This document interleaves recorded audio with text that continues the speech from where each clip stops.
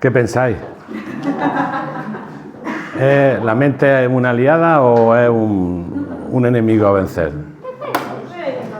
Así de entrada, ¿qué diríais? Depende, ¿no? Bueno, vamos a ver si al final de la charla hemos clarificado algo.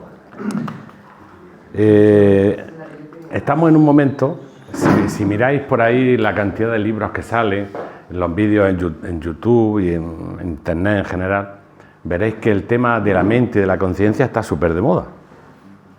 O sea, hay cantidad de trabajos y de estudios que tratan de explicarnos qué es la mente y qué es la conciencia. Son las neurociencias o la neuropsicología que ha vuelto a abordar un problema que en el fondo se viene tratando desde el fondo del tiempo. Es decir, no, el problema no es nuevo. Es la vieja pregunta filosófica: ¿quién soy? ¿Quién soy? ¿Qué hay dentro de mí? La otra pregunta, ¿de dónde vengo y a dónde voy? Es la misma pregunta que se va respondiendo de diferentes maneras a lo largo del tiempo. Y ahora, pues las neurociencias tratan de explicarnos quiénes somos desde su propio punto de vista.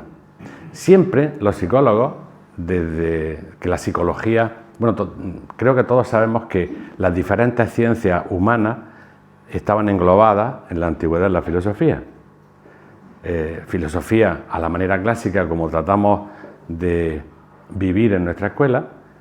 En esa filosofía clásica, psicología, física, matemática, medicina, estaba todo englobado dentro de la filosofía. De hecho, cuando miramos los libros de los antiguos, dice, tenía un libro que se llamaba En relación a la fisis, ¿no? No es la física, es la naturaleza.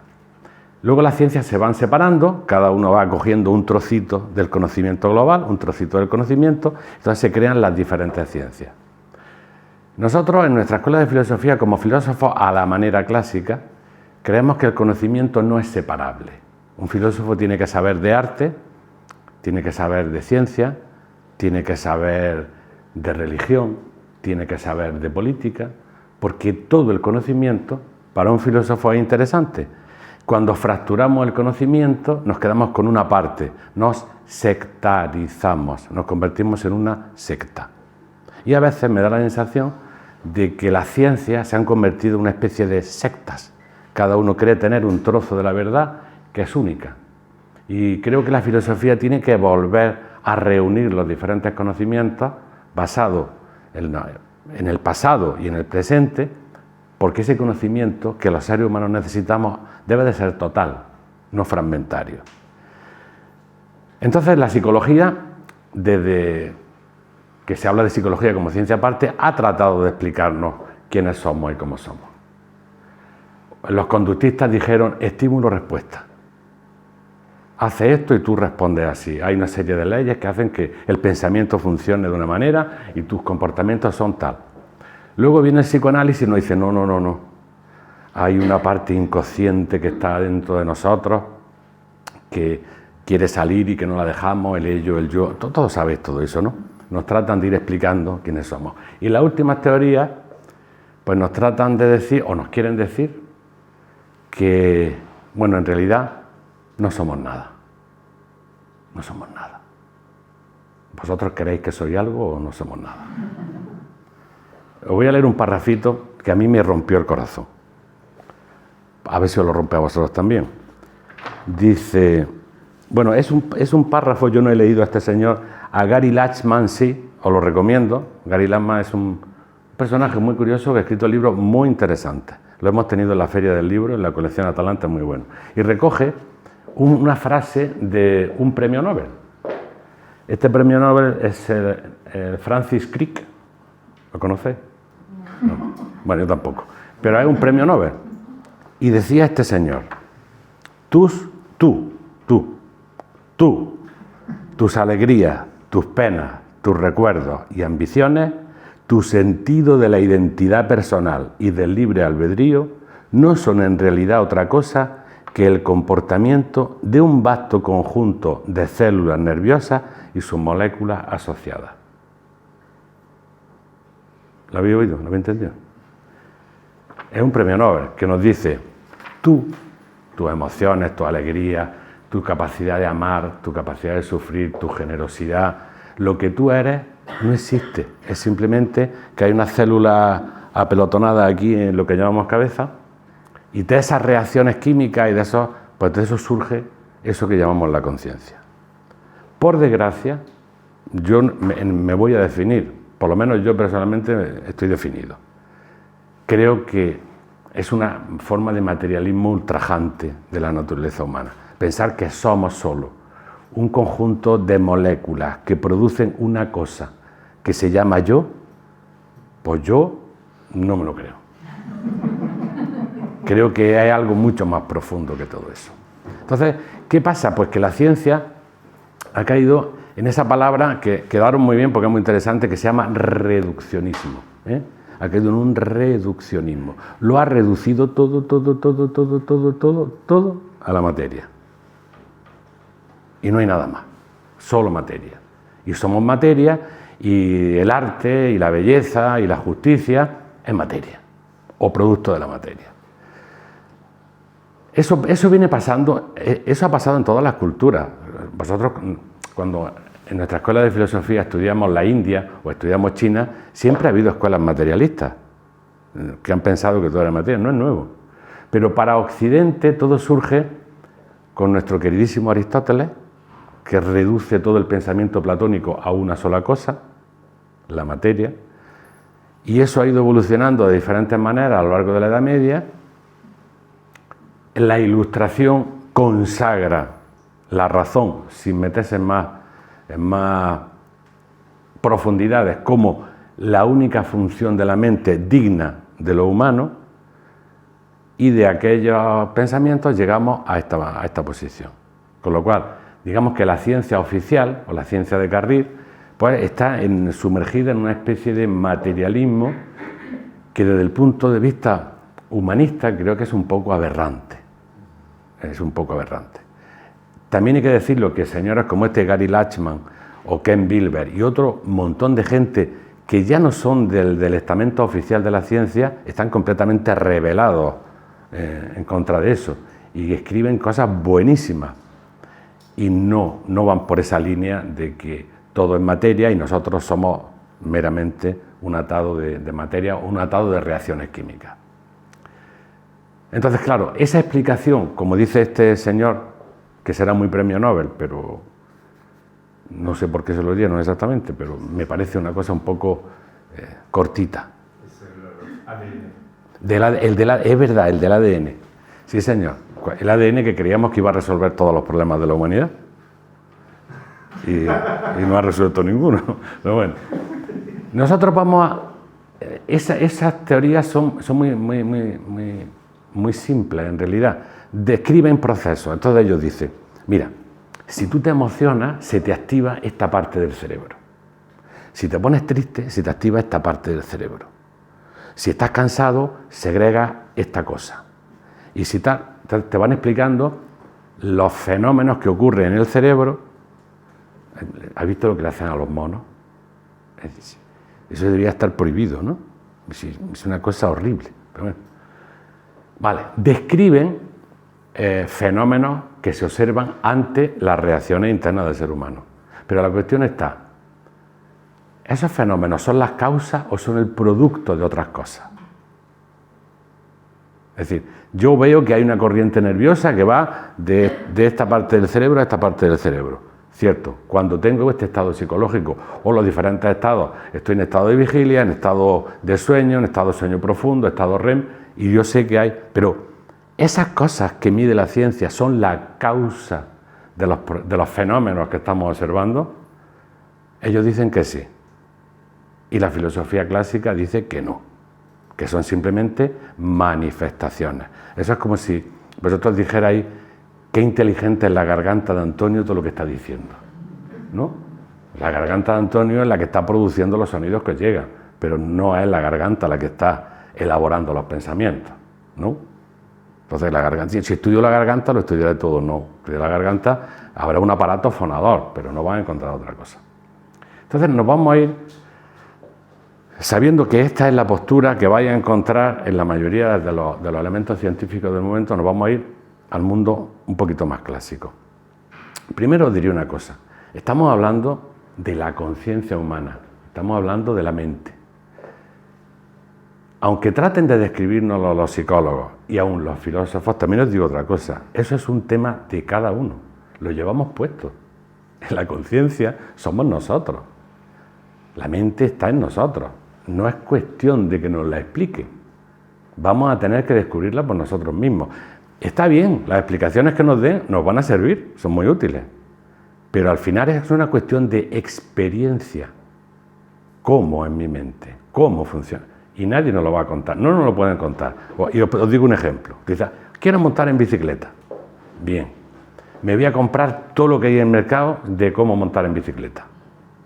Y viene el mejor ciclista del mundo y te explica cómo montar en bicicleta.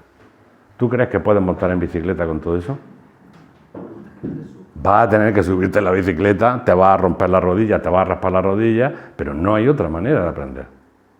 Quiere decir que toda la instrucción que nos venga va a ser muy útil, es interesante, pero es una cuestión en este tema es una cuestión de experiencia.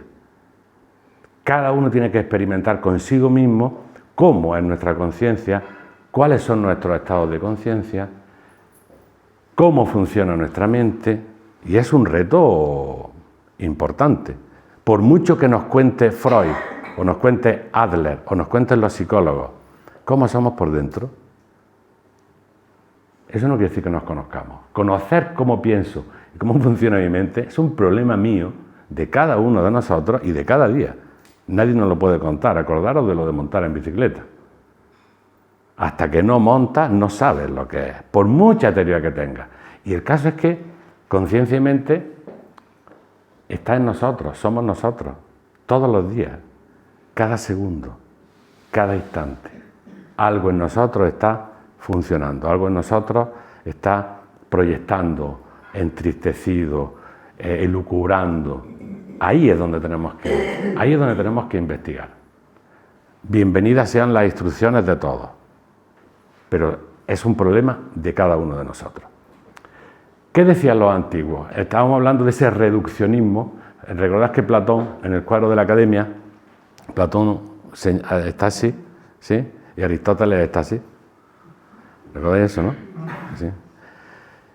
Aristóteles, bueno, Platón nos hablaba de un mundo inmenso, inmenso. Las dimensiones de la naturaleza eran muchísimas. Lo material era un aspecto de la vida, uno. Tan importante como los demás, pero un aspecto de la vida. Pero había más aspectos, más dimensiones, más planos de la vida. Y es paradójico que las matemáticas nos hablen de 3 dimensiones en la materia y ahora nos hablan de la teoría de cuerdas, que puede haber hasta 11 dimensiones o algo así, y en cambio en todo lo demás hemos reducido todo a una sola dimensión. Plaf, la materia, no hay más. Pues los clásicos nos dicen no. En realidad la naturaleza es mucho más amplia, está mucho más, hay más dimensiones, muchas más dimensiones, muchos más planos. Uno de ellos es la materia. Otro de ellos es lo que podríamos llamar la energía vital. No es lo mismo estar vivo que estar muerto. No es lo mismo una roca que un árbol. Hay algo que los diferencia. Y no son solo las reacciones químicas, hay algo más. Entonces ya tenemos otra dimensión. Y dice, hay algo más. Yo a veces me cabreo, a veces estoy alegre, a veces deseo, a veces repudio. Eso es otra cosa. Eso es otra instancia dentro de nosotros. Eso es otro plano. Eso es otra dimensión.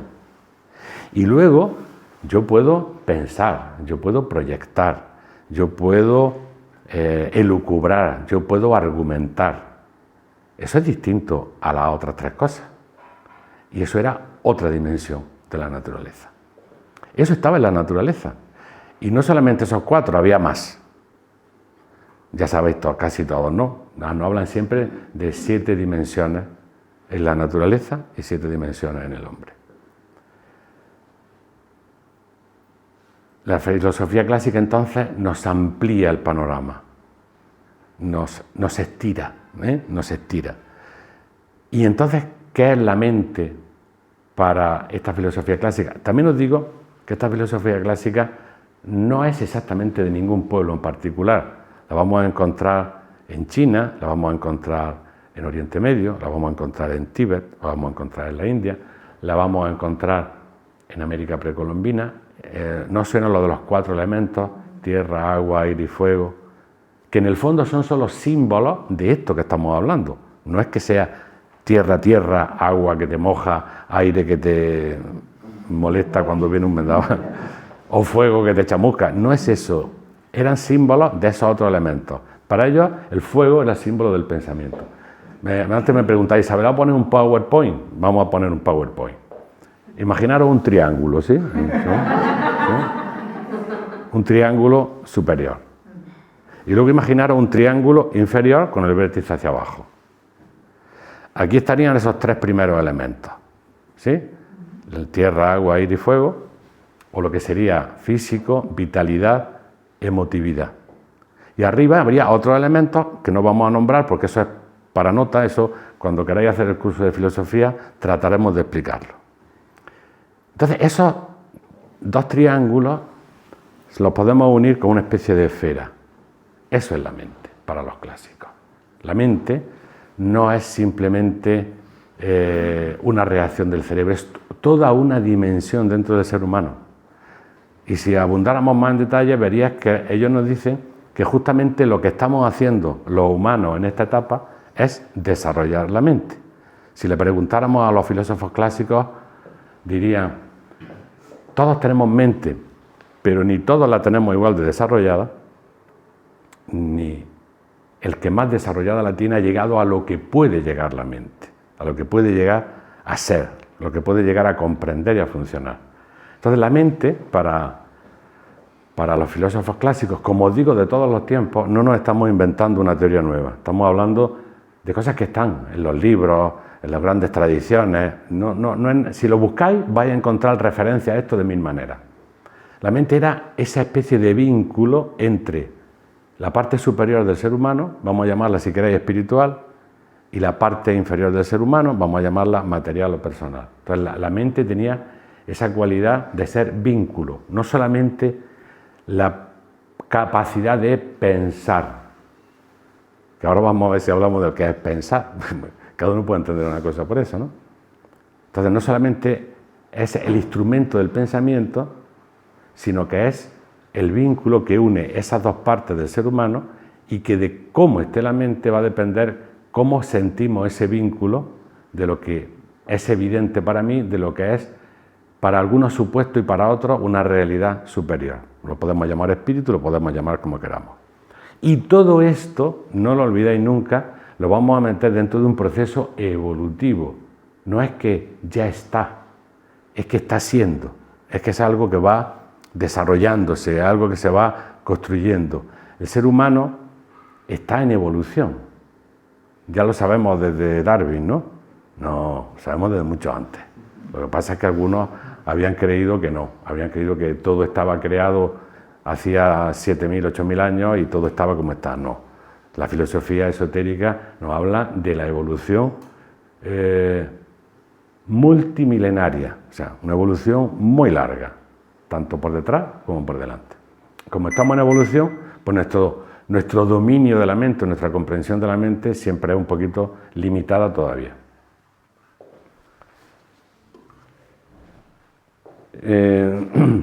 Perdonad, tengo las notas, a ver si... Bueno, entonces, a ver, si dijéramos la mente, bueno, no vamos a tratar de definir la mente, ni vamos a tratar de definir la conciencia, ¿no? Sería absurdo. El ojo no se puede ver a sí mismo, la mente no se puede definir a sí misma, pero mente tenemos, y conciencia también, ¿no? Cuando digo conciencia, generalmente atribuimos conciencia al aspecto moral. Claro que la conciencia tiene una implicación moral, pero estamos hablando de la conciencia como conocimiento, la conciencia como darse cuenta de. Si nos hicieran la pregunta, ¿la mente y la conciencia son la misma cosa? ¿Qué pensáis? Ya veo una cara que dice que no. En general, ¿qué pensáis? ¿Que es la misma cosa la mente que la conciencia? ¿Que no? ¿Sí? Bueno, los filósofos clásicos nos dicen no es lo mismo. ¿Habéis visto el PowerPoint? ¿Recordáis el PowerPoint? Pues entonces, la conciencia, lo que ocurre es que para esta filosofía tradicional puede subir y bajar. Entonces, cuando la conciencia está en el heterofísico, tiene conciencia física, ¿no? Si ahora, no sé, alguien me da una patada en la espinilla, pues mi conciencia se va a la espinilla. Si de pronto me sintiera muy cansado, mi conciencia se iría a la parte vital, que está falta de energía. Si ahora de pronto alguien me ofende, me dice qué mala conferencia, desgraciado, pues entonces yo me cabrearía mucho, mi conciencia se iría al elemento aire, al elemento emotivo. Y si estoy todavía pensando y hablando y tratando, pues mi conciencia está en la parte mental. ¿Sí? Y podría subir, pero es que hay un salto ahí que nos cuesta mucho, que la conciencia vaya a ese nivel. ¿Qué pasa? Pues que la conciencia, según donde esté, se comporta de una manera o se comporta de otra. Según donde esté, ve la vida de una manera o ve la vida de otra. Y no me digáis que no nos pasa a todos. A veces vemos la vida de color de rosa y vemos la vida como una oportunidad y a veces vemos la vida como una cosa pesada, ¿no? Y dura. Y a veces vemos a las personas como encantadoras y a veces nos parecen que no. ¿Por qué? Pues por una variabilidad en nosotros y porque la conciencia sube y baja de diferentes planos y de diferentes lugares. Eso es lo que nos enseña la filosofía clásica. Por lo tanto, mente y conciencia no es lo mismo. Y yo creo que hay otra evidencia. Si yo me doy cuenta de mis emociones, es que no soy mis emociones. Si yo me doy cuenta de que estoy pensando, yo no soy el pensamiento. ¿Quién soy? ¿Quién se da cuenta de todo eso? ¿Qué es la conciencia? No me digas que no es interesante la postura. Pero ¿veis cómo esto es una cosa para la intimidad? Como para pensarlo uno consigo mismo. Como para enfrentarse uno a estos dilemas que siempre tenemos. ¿Quién soy yo realmente de todo esto? De todo este conjunto de emociones, de todo este conjunto de estados mentales. Yo debo de ser otra cosa diferente, ¿no? Bueno, eso es lo que nos dicen los filósofos clásicos. La mente es el vehículo que estamos desarrollando ahora y la conciencia es quien se da cuenta. Os voy a decir para que si lo vais pensando mientras estamos, porque para mí el detonante de toda esta, en el fondo el detonante de todo este pensamiento es una sentencia de un filósofo que queremos mucho en nuestra escuela de filosofía, que se llama Sirram, que dice, la mente no es el conocedor, la mente es un intérprete. Pero quedaros con la frase, pues yo creo que si lo pensáis bien, a mí me ha llevado unos años, si lo pensáis bien, seguramente os va a iluminar algunas cosas respecto de nosotros mismos. La mente no es el conocedor, la mente es el intérprete. Y creo que no es nada raro. Un niño con meses ya ve, pero no sabe lo que ve, no puede interpretar lo que está viendo. Pero ya ve. Y a lo mejor ve más de lo que... Porque no sabemos, no nos acordamos de qué veíamos nosotros cuando teníamos un año. Porque ya con la memoria no sabemos si estábamos viendo solamente la cara de papá y mamá o estábamos viendo los sentimientos de papá y mamá y los pensamientos. A lo mejor lo estábamos viendo y ya no nos acordamos. Pero no podíamos interpretarlo porque la mente no estaba desarrollada, no había memoria. Por lo tanto, no se podía. El niño no puede interpretar porque no tiene elementos de juicio. Pero eso no quiere decir que no vea. Pero no comprende. Eso nos lleva a cuál es el paso evolutivo que tenemos que ir dando para que la conciencia se vaya desarrollando. ¿Cómo son nuestras interpretaciones de nosotros mismos y de la vida?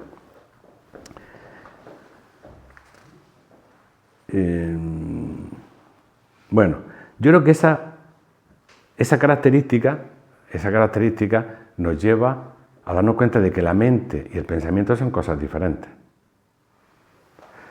Otra característica que creo que podemos darnos cuenta de que no todos los procesos son conscientes. ¿No? ¿Queréis que hagamos un ejercicio? No.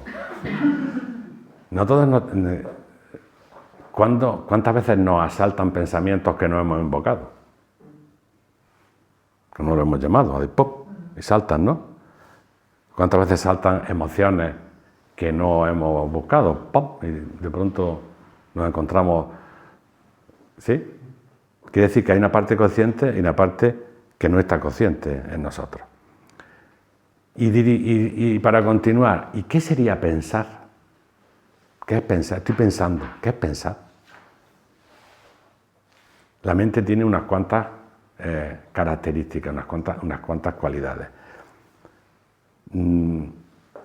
Si buscáis funciones de la mente, ¿qué es lo que hacemos todos cuando nos vamos a Google, ¿no? Escribimos. Lo primero que nos sale es Wikipedia. Cuidado con Wikipedia. Está totalmente cegada a un determinado elemento. Bueno, como fruto de nuestras propias reflexiones os diría, bueno, pensar es varias cosas, bastantes cosas. Por ejemplo, una de las cosas es la razón, razonar. ¿Qué es razonar? Razonar es deducir, unir ideas, unir conceptos para llegar a una conclusión. Eso es una función de la mente. Esa es la función a la que se le ha dado la máxima preponderancia dentro de las funciones mentales, el razonamiento. Pero todos habéis visto películas de abogados, ¿no? ¿Habéis visto cómo pueden razonar los abogados para llevar el argumento a un sitio o a otro? Yo creo que tenemos todos un abogado de un lado y un abogado de otro dentro también, ¿no? Es decir, el razonamiento, que puede ser un instrumento bueno, no siempre nos lleva a la verdad. De hecho, se puede razonar muy bien y llegar a una mentira.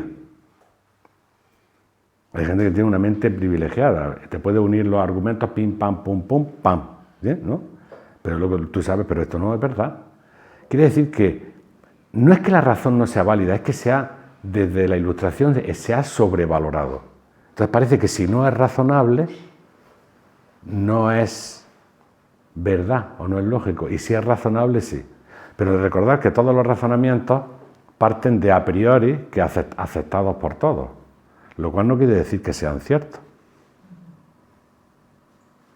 Entendemos que es así. Os voy a poner un ejemplo, y luego si queréis me apedreáis.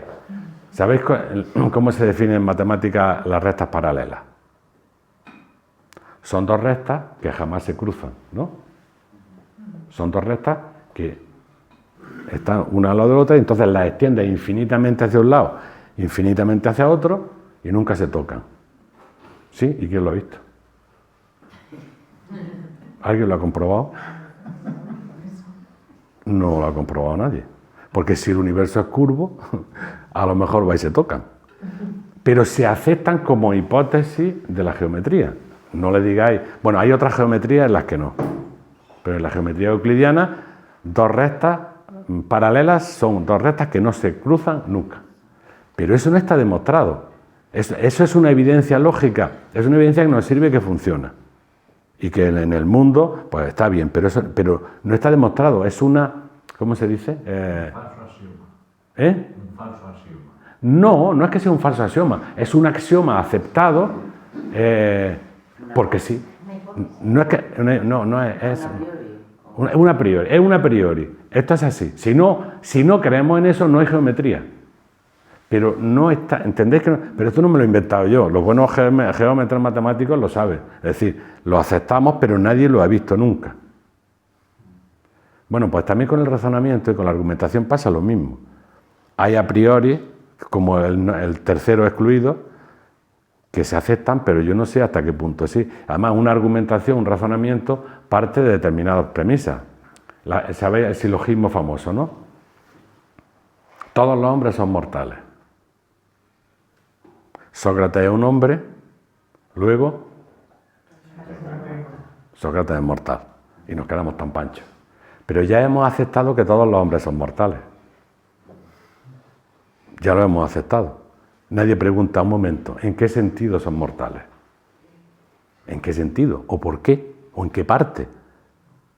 Pero si aceptamos esa parte, pim, pim, pim, llegamos. Lo cual no quiere decir que nos lleve a la verdad, la argumentación y el razonamiento. Es una función de la mente, útil, necesaria, pero una función, no la mejor. A ver, otra función, la memoria. El poder recordar las cosas, el poder asumir determinadas experiencias. Es otra función de la mente. Bueno, habría muchas teorías sobre dónde y cómo se guarda la memoria. Porque esto es para quitarle la razón a los materialistas. Dicen, la memoria se guarda en forma de, como en un pendrive. La informática nos ha dado argumentos nefastos para el ser humano, ¿eh? No funciona. La memoria se guarda en unas reacciones químicas del cerebro y tal y cual. Vale. Pero es que resulta que hay gente que le extirpan un trozo del cerebro y no pierde la memoria. Luego no se guarda ahí. Ahí no estaba. Estaba en otro sitio.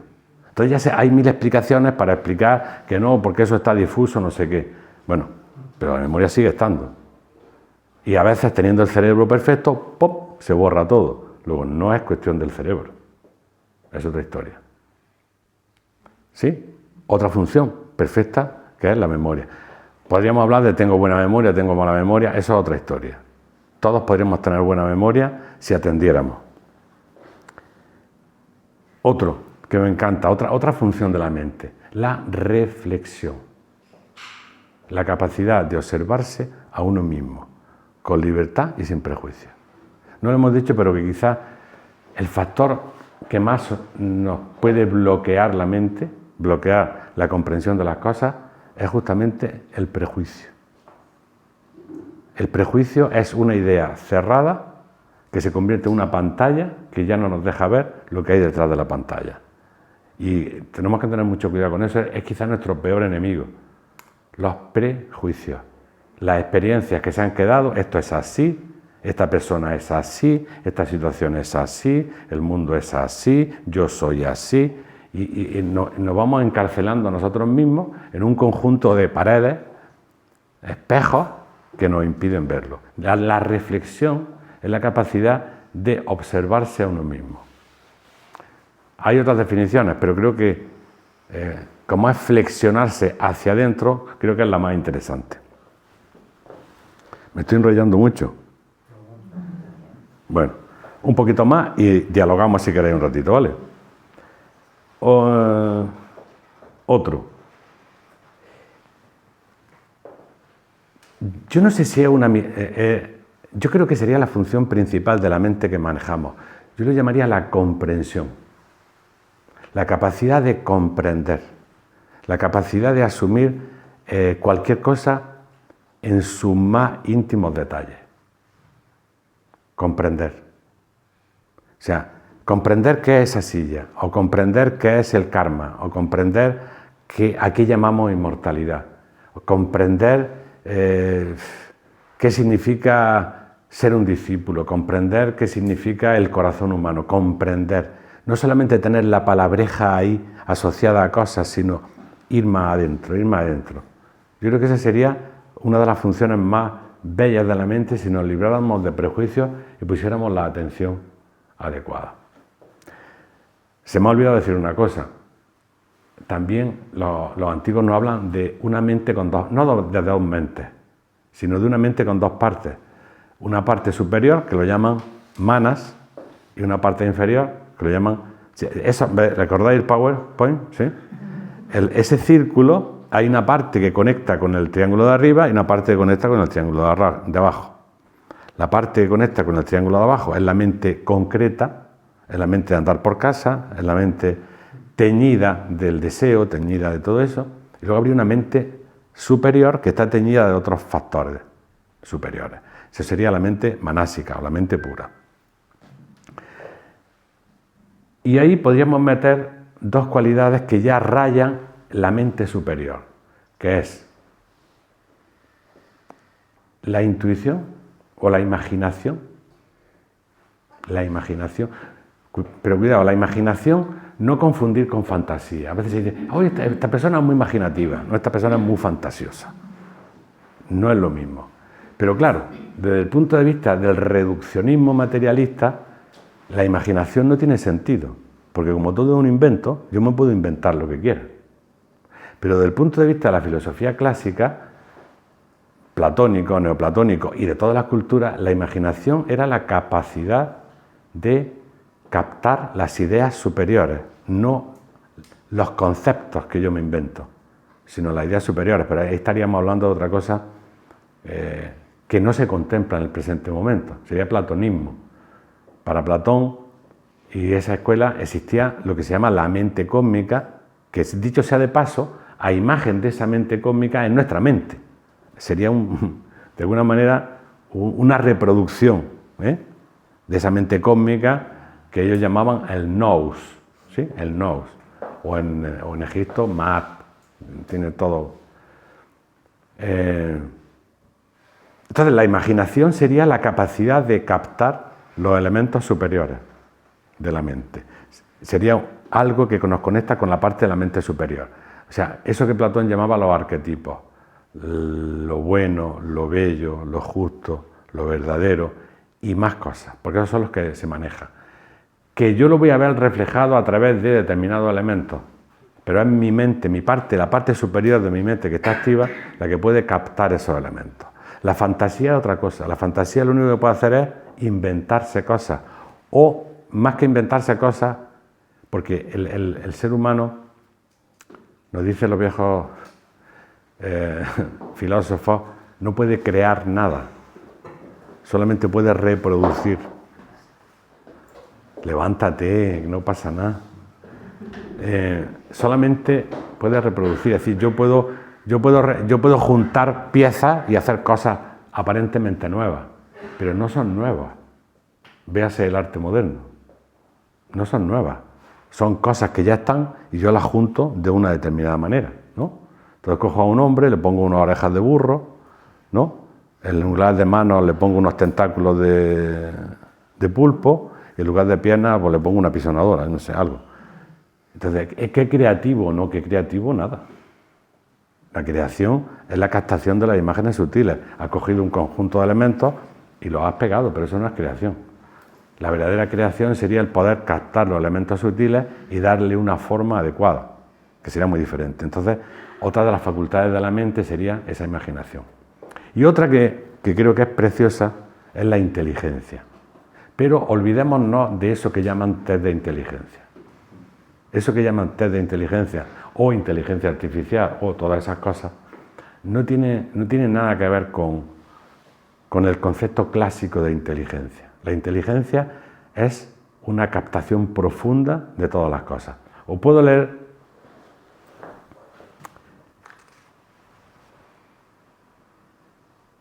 una definición tibetana de inteligencia. La inteligencia es una plenitud vacía donde cada cosa se sabe siempre que no se piense en la cosa. Repito, la inteligencia es una plenitud vacía donde cada cosa se sabe siempre que no se piense en la cosa. Lejos de los famosos test tiene test de inteligencia 145. Eso se llama agilidad mental, que está muy bien, pero no es inteligencia. Una persona puede ser perfectamente analfabeta, perfectamente inculta y muy inteligente. No tiene nada que ver una cosa con la otra. Y una persona puede ser perfectamente racional, lógico y ser burdo desde el punto de vista de la inteligencia, porque no es capaz de ir más allá. Entonces, si juntamos todo este ramillete, tenemos la herramienta imprescindible del pensamiento, que tenemos que convertir en nuestro aliado. Porque si no lo manejamos es demasiado poderoso. Nos va a destrozar todo lo que hay a nuestro alrededor. No, en filosofía no podemos estar en contra de la mente. Hay que estar a favor de la mente, pero hay que educarla. Pero, ¿cuál es la primera condición para poder educar la mente? Todas estas facultades. A ver, podemos domesticar un caballo? Sí. ¿Un jinete puede domesticar un caballo? Sí. ¿Por qué puede domesticarlo? Porque no se cree que es el caballo. Si el jinete se identifica con el caballo, no va a poder hacer nada. Tiene que desidentificarse y poder verlo desde fuera. Y ahora no quiere matar al caballo, pero lo tiene que educar, le tiene que enseñar determinadas cosas. Pensad como este ejemplo del jinete. Si nosotros estamos identificados con la mente, yo creo que soy mi mente, yo no me puedo cambiar, porque me rompo, porque yo soy así, yo no puedo hacer otra cosa, porque estoy identificado con esa parte de mí que piensa y que me lleva la vida como me la lleva. Entonces, si no conseguimos sacar un poco la conciencia de la mente y verla como está, aunque no sepa qué soy o quién soy o qué es mi conciencia, sacarla, entonces podré trabajar con ella, podré enseñarle a memorizar, podré enseñarle a razonar positivamente, podré dejarla que imagine, ayudar a imaginar, podré, todas esas facultades que a veces están casi a medio gas, las vamos a poder desarrollar, pero tenemos que salirnos de ellas. Yo siempre ponía un ejemplo de los caballeros medievales. Sabéis que los caballeros medievales dicen que llevaban, no sabéis, pero dicen que llevaban armadura, ¿no? Y claro, cuando llegaban de la batalla, la armadura ya sabéis cómo estaba, ¿no? Imagináis cómo estaba. Estaría hecha polvo. Entonces, imaginaros que el caballero se va al herrero con la armadura puesta a que se la arregle, sin salirse de la armadura. Sería terrible, ¿no? Entonces te quitas la armadura, la dejas que te la arregle y luego te la vuelves a poner. De alguna manera ese proceso de desidentificación, de despersonalización, que no es nada malo, ¿eh? Porque yo sé que hoy se utilizan las palabras, está despersonalizado. No. Bueno, ¿eso qué quiere decir? Que me salgo de mi personalidad, pero ahí puedo ver tu alma, ahí puedo ver tu ser interior, ahí puedo ver, no desde mi personalidad, que te odia, o que se siente atraído por ti, pero si me despersonalizo en el sentido positivo, puedo ver más y puedo ver desde más arriba. Entonces no sería nada malo que nos pudiéramos desmentalizar, ¿no? Para poder trabajar con nuestra mente, para poder comprender a nuestra mente, para ver su naturaleza, porque la mente, como os digo, es una herramienta poderosísima, la más poderosa que tiene el ser humano. No se puede estar en contra de la mente, ¿sí? Pero la mente no se puede abandonar. Si la abandonamos, nadie nos ha enseñado realmente a manejar nuestra mente. Apenas a manejar nuestro cuerpo, pero ni nuestra mente, bueno, de nuestras emociones, ya para qué os voy a decir. Pero sin esa educación o autoeducación, la mente es un caballo desbocado. Ahí tenéis, si miráis ese cuadro que tenéis ahí, se llama el diagrama Samatha. El elefante representa la mente y el monito representa otras cosas, que una mente loca. Y cómo esa mente que al principio está negra, porque va corriendo como un loco detrás del monito, se va serenando y se va haciendo cada vez blanca, se va yendo hasta que se purifica y logra por fin ser una mente limpia, domesticada, pura y al servicio de quien está, que es la conciencia. Se llama diagrama Samatha, es precioso, tiene cantidad de simbolismo que va a venir muy bien. Entonces la mente es una herramienta poderosísima, pero hay que trabajarla, hay que alimentarla. El mundo nos está destruyendo la mente.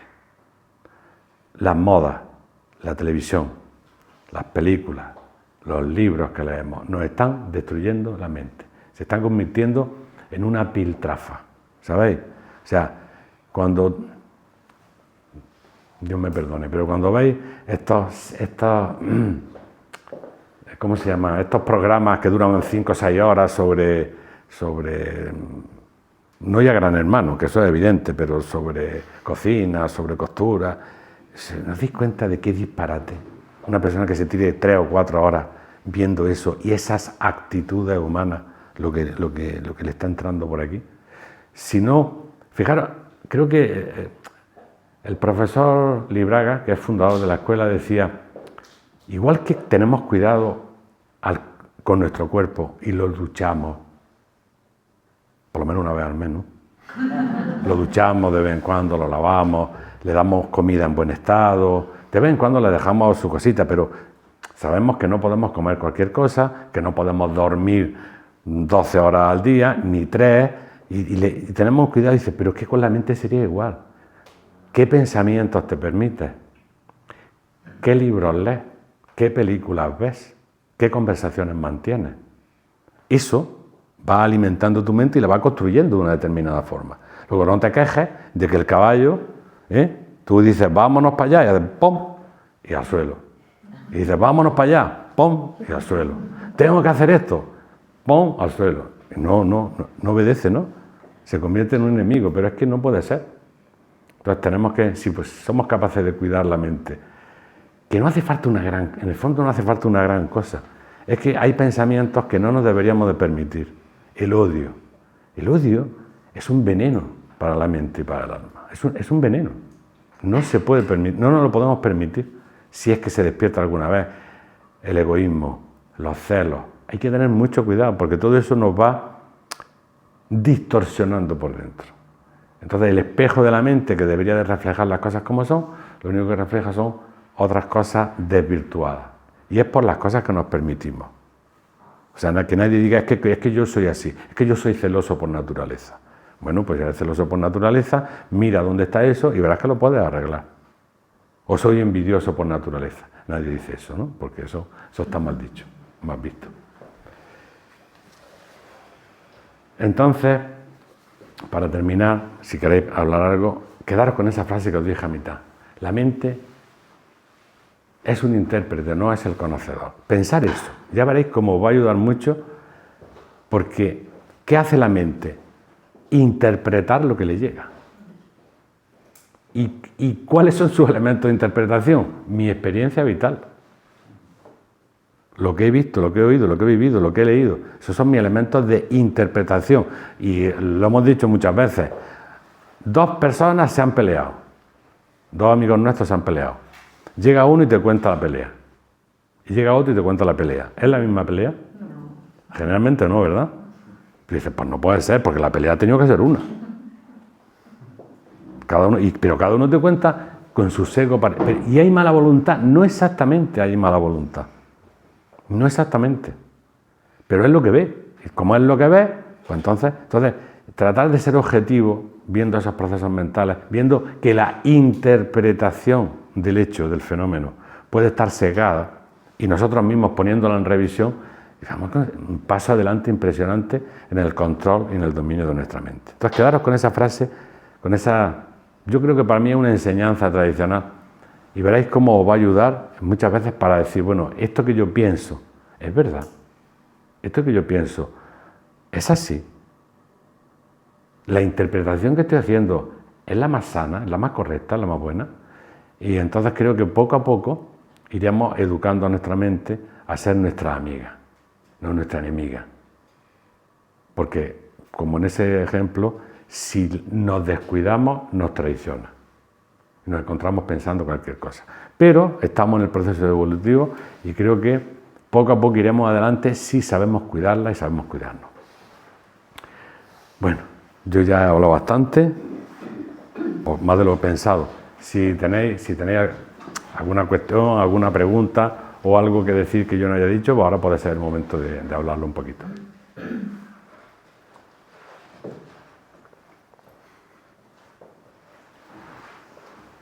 Yo tenía un comentario pregunta, porque no lo tengo muy claro, pero hace poco, pensando en este tema, me daba cuenta por primera vez de que, como tú has dicho, nuestra sociedad va simplificando las cosas como son, ¿no? Que a lo mejor tiene una amplitud más grande y sin embargo vemos solo una parte pequeñita. Y me daba cuenta de que antiguamente, el ser humano quería ser humano, no tenía como unos valores a conquistar, pero hoy en día tú puedes tener una mente y puedes elegir usarla o no. quiero decir, hoy en día la gente, como que para mí el sentido del ser humano es que busque la esencia de las cosas y la verdad de las cosas. Pero hay gente que te va a decir, no me interesa, ¿no? ¿Me entiendes lo que digo? Que el materialismo del que hablaba no solo es para ver las cosas, sino que nos hace vivir de una manera que es como antinatural. Porque como una persona que tiene una mente no quiere comprender. Y como que en nuestro mundo dice, no, es que a mí no me interesa aprender eso, yo lo que quiero es ganar dinero, ¿no? Y ahora eso es normal y es un objetivo para el ser humano. Y me daba cuenta que para mí también era normal. Y me sorprendía a mí misma diciendo, pero ¿cómo va a ser eso normal? Entonces me parecía muy difícil que con una mente incompleta, en un mundo en el que hemos perdido como la finalidad de las cosas, pues educarse a sí mismo es como súper difícil ahora, ¿no? Todavía más. Por eso filosofía, ¿no? Por eso la existencia de nuestra escuela y por eso nuestros cursos y por eso nuestras revistas y por eso nuestros libros. Tratamos de ayudar un poco a corregir ese sesgo materialista que tienen las cosas. Pero por desgracia, como no somos... La educación que estamos recibiendo en todos los países es una educación que trata de formar ciudadanos en serie. No trata de despertar a la gente, de hacerla inteligente, no trata de desarrollar un criterio propio. Desde la educación hasta todos los procesos sociales tienden a homogeneizarnos, ¿no? Eres de A o eres de B, eres de C o eres de D. Y entonces, cuando no existe esa educación, es muy difícil que ese impulso de la conciencia del ser humano, que es el que se pregunta, salga. Estamos muy entretenidos en muchas cosas. Hay cosas que son muy simples. Pensar en este momento histórico y pensar en 100 años atrás. Hace 100 años, cuando una familia llegaba a su casa, solo podía hablar. Ahora, cuando una familia llega a su casa, se pone a ver la televisión. ¿O no? Pues ya hemos perdido una capacidad de contacto humano impresionante. Y ya no es que se ponga a ver la televisión. ¿Qué ve en la televisión? ¿Qué está viendo?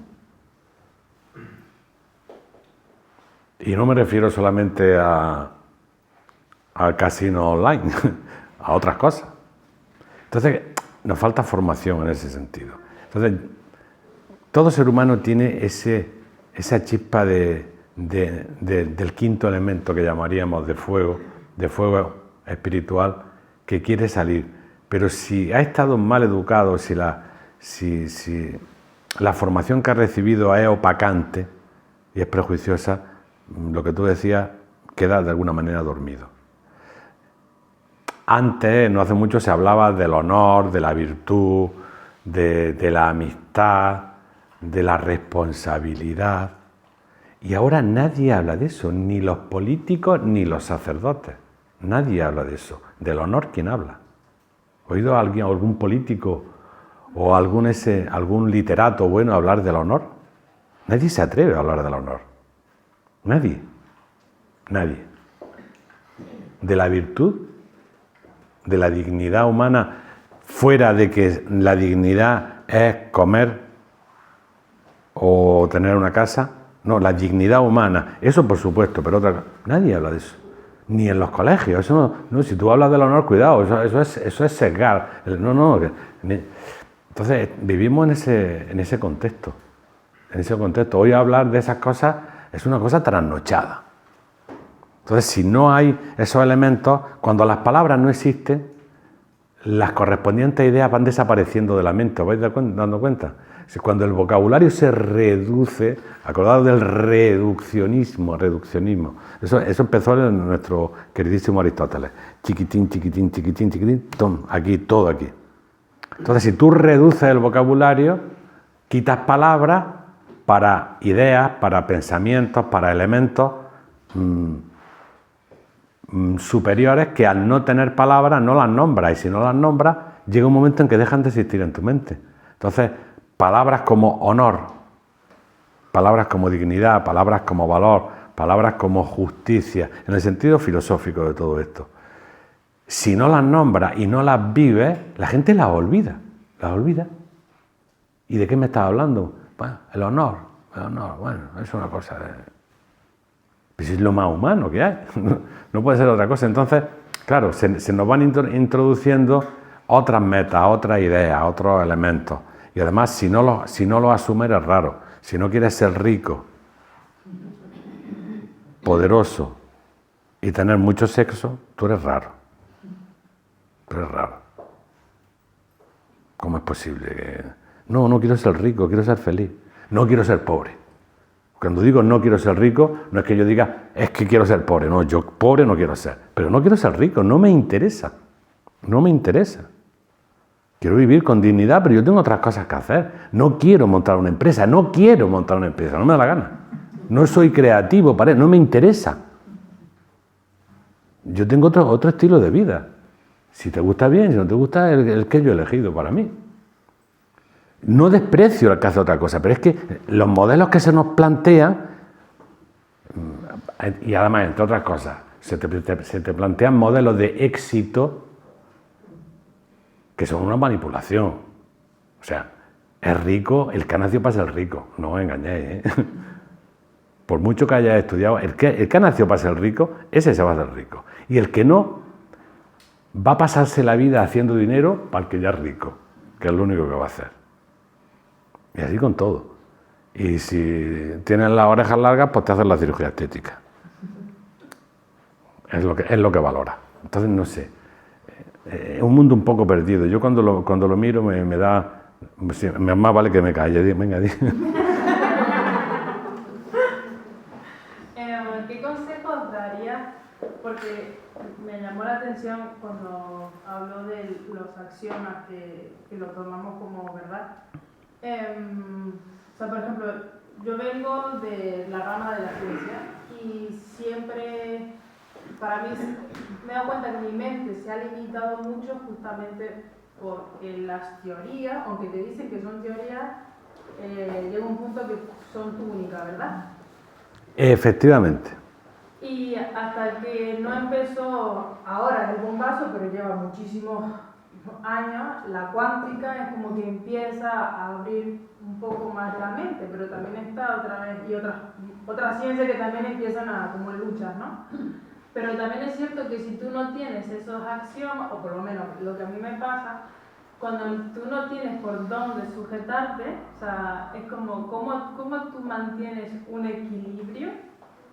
¿O qué podría uno hacer para no irse a los extremos? Porque es como que uno va, si yo no creo en esto, ¿en qué creo? Claro, tengo que renunciar. Pero, mira, esos son los prejuicios, está muy dicho, pero es que es verdad. Hasta que la ciencia se despierta como ciencia, quien mandaba en el mundo, en los prejuicios, era la religión. La religión decía, existe el cielo y existe el infierno, y tú, como sigas así, te vas al infierno. Punto. Entonces, no había más explicación, eso es así. Eso es un dogmatismo, es una forma de fanatismo, una forma de cerrazón. Pero luego la ciencia, que ha ido sustituyendo la religión con el mismo dogmatismo. Es decir, esto es así. La corriente eléctrica es un paso de electrones a través de un conductor. Vale, eso no está demostrado. Tú que eres electrónica. Entonces, ¿qué hago yo? ¿Eso es mentira? Si esto es mentira, esto es mentira. No. Eso es una explicación plausible ahora mismo para un fenómeno que llamamos electricidad. Pero yo voy a estar atento, esto me sirve ahora como referente, me es bueno, me es útil, pero tal vez no es toda la verdad. Y yo voy a estar atento a ver si descubro algo más. Nada más. Eso es como decir, mira, alguien me dice, aquí se acaba el mundo. Yo digo, hostia, pues es verdad, mira, aquí se acaba el mundo. Y si yo digo, ¿y si no se acabara el mundo aquí? ¿Y si hubiera algo detrás? Yo no por eso deja de existir esta pared. Esta pared va a seguir existiendo. Pero yo sé que tiene que haber algo detrás de esta pared.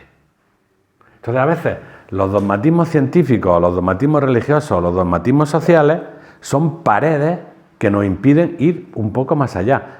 Entonces, ¿la derribo? No, si no hay que derribarla, no se puede. Habrá que rodearla, habrá que esperar a ver si sale un agujerito y vemos otra cosa. En una postura ecléctica yo creo que es eso. Entonces, la ciencia nos ha dado muchas cosas muy buenas, muy positivas, pero sabemos cómo han ido cambiando las teorías con los años.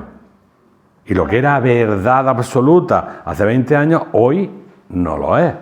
Y entonces lo de hoy sí es la verdad absoluta. No.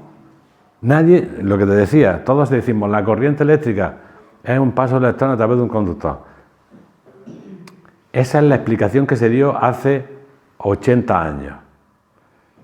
Algún día seguramente nos van a decir, no era exactamente eso. Hay otra cosa. Nos decían, el espacio es el vacío absoluto.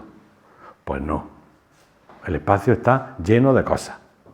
Ya se sabe. Y así con todo. El Sol es nos decía, el Sol es una masa de carbón incandescente, se decía a principios del siglo XIX. Luego, cuando ya la corriente eléctrica empieza a funcionar, no, el Sol es como un arco voltaico inmenso. Vale. Cuando ya se descubre la energía atómica, no, el Sol es un horno atómico donde dos átomos de hidrógeno se convierten en uno de helio. Vale. Y mañana puede que sea otra cosa. Lo voy a negar si no lo puedo negar porque no lo sé, si yo no lo he visto. No, yo no lo puedo negar. Digo, bueno, es la explicación ahora, pero tal vez haya más cosas. Yo creo que así teníamos que, con ese eclecticismo, enfocar todas las cosas, como la psicología. La psicología ha hecho avances muy interesantes, pero a mí no me describe a mí mismo.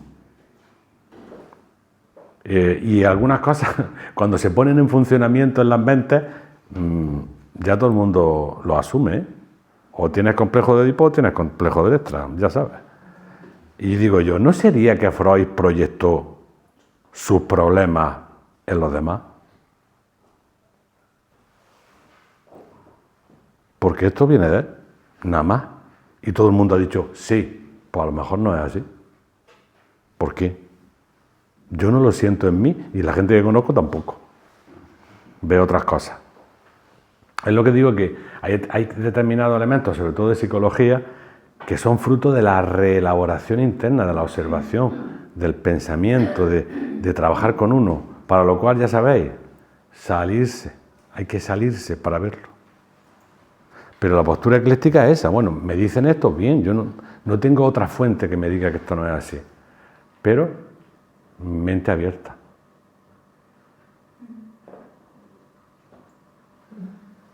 Bueno, ya está bien, ¿no?